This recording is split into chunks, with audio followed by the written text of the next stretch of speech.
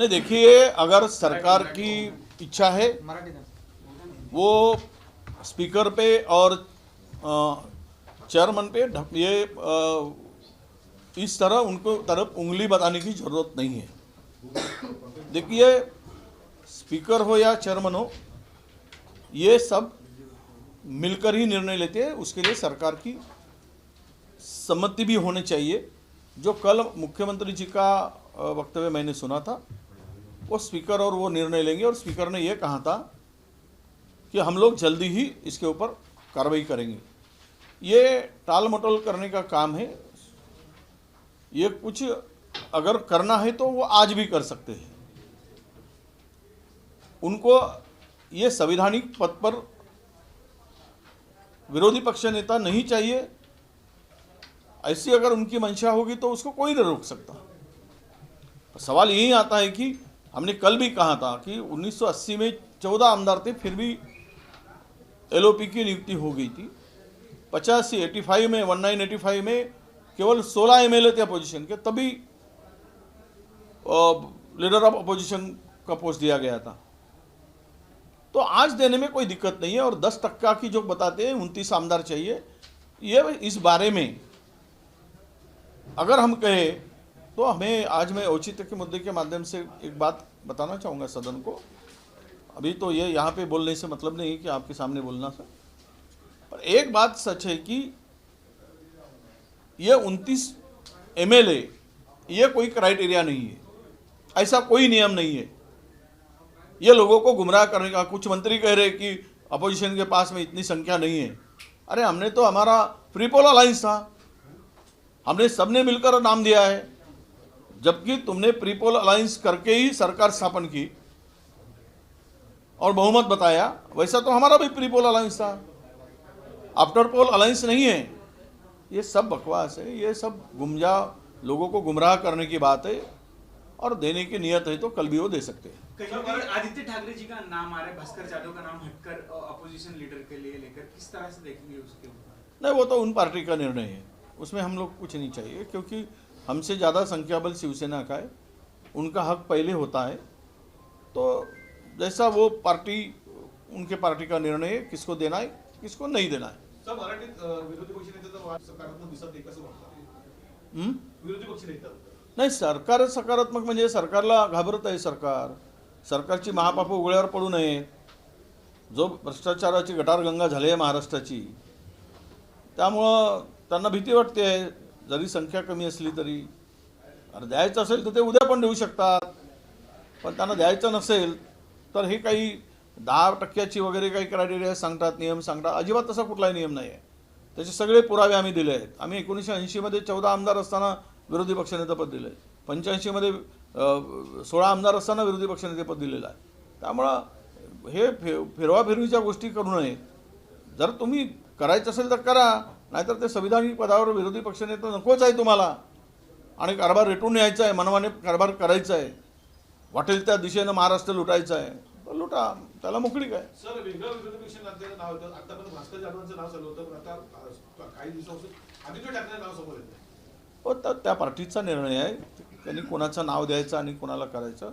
तर आमच्या काँग्रेसपेक्षा त्यांचं संख्याबळ अधिक आहे, त्यामुळे जर ते उद्धवजीचं नाव देऊ देत, भास्कर जाधवांचं नाव देऊ देत, तर तो त्यांचा प्रश्न आहे, त्यांनी तो निर्णय घ्यायचा आहे। पालघरमध्ये सर एक महिला तक्रार द्यायला गेली आणि तिच्यावर कॉन्स्टेबलने तिच्यावर बलात्कार केला। आता पोलीस म्हणजे आता कॉन्स्टेबल सुद्धा बलात्काराची साठी सुरक्षित ठिकाण व्हायला लागले, असं म्हणायला हरकत नाही। केवढा धाक आहे गृह खात्याचा पोलिसावर, किती म्हणजे कंट्रोल आहे की आज सुरक्षित स्थळं पोलीस स्टेशन शोधायला लागली। पोलीस अधिकारी कर्मचारी बलात्कारासाठी जर पोलीस स्टेशनचा वापर होत असेल तर या राज्यामध्ये कायदा आणि सुव्यवस्थेचं काय दिनवडे निघाले हे यावरून स्पष्ट होते। चोरच जर कुंपणच शेत खायला, काय म्हणतो, कुंपणच शेत खायला लागलंय, अशीच परिस्थिती आता महाराष्ट्रात निर्माण झालेली दिसते।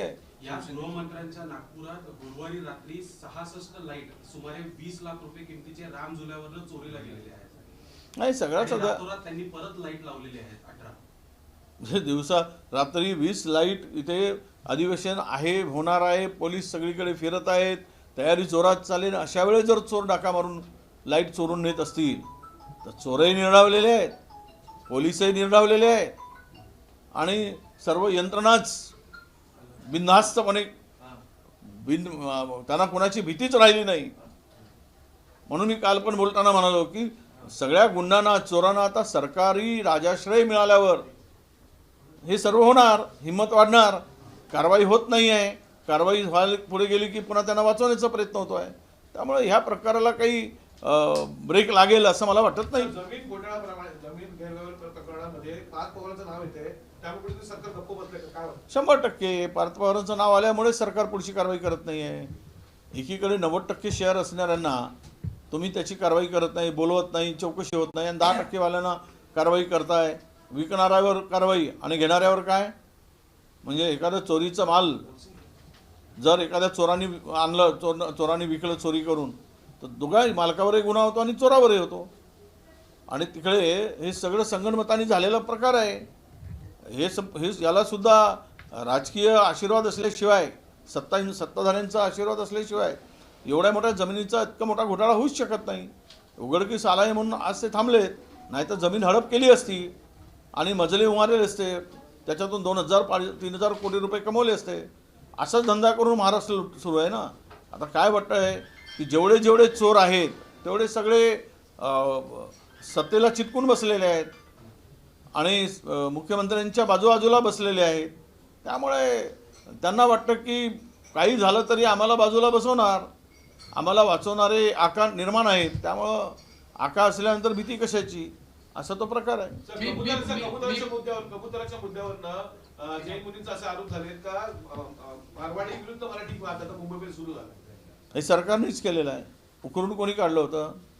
त्यांच्या मंत्र्यांनीच काढलं होतं ना. अंगलट आला, आता मंत्री थोडेसे विडाल झाले लोढानी. आणि हा वाद असू शकतो काय? पहिली प्रायोरिटी काय असली पाहिजे? लोकांच्या आरोग्याची घेतली पाहिजे. लोकांच्या आरोग्याला कुठल्याही प्रकारची बाधा होत असेल आणि लोकांच्या आरोग्यावर परिणाम होत असेल तर तिथे सरकारने कडक कारवाई केली पाहिजे. तो जात आणि कुठल्या भाषेचा प्रश्न येता कामा नये. प्रथम प्रायोरिटी माणूस जगवण्याची असली पाहिजे. सर, मी पुन्हा एकदा असं म्हणतो, म्हणजे मुख्यमंत्री देवेंद्र फडणवीस पुन्हा विराजमान झाले.